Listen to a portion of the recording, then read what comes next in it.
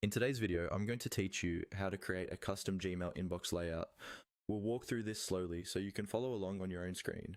Make sure you're signed into your Gmail account and you're looking at your main inbox view.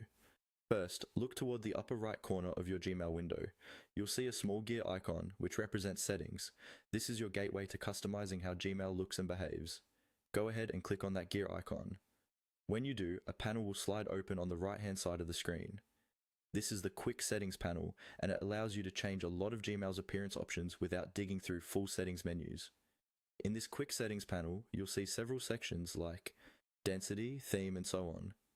What we're interested in right now is the area labeled inbox type. This section controls the overall layout of your inbox and how your emails are organized visually. Find the inbox type area and take a moment to look at the different options available. Depending on your account, you might see choices like default, important first, unread first, starred first, and priority inbox.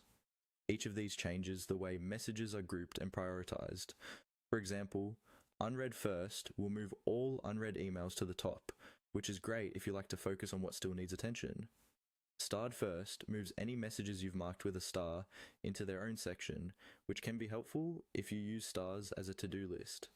Click on each option briefly to preview how it changes your inbox. Gmail will update the main view in the background so you can see the layout in real time. This preview helps you decide which style feels most natural for your workflow.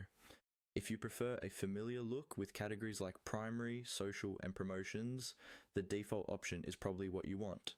If you're more productivity focused, try priority inbox, which can surface important messages at the top.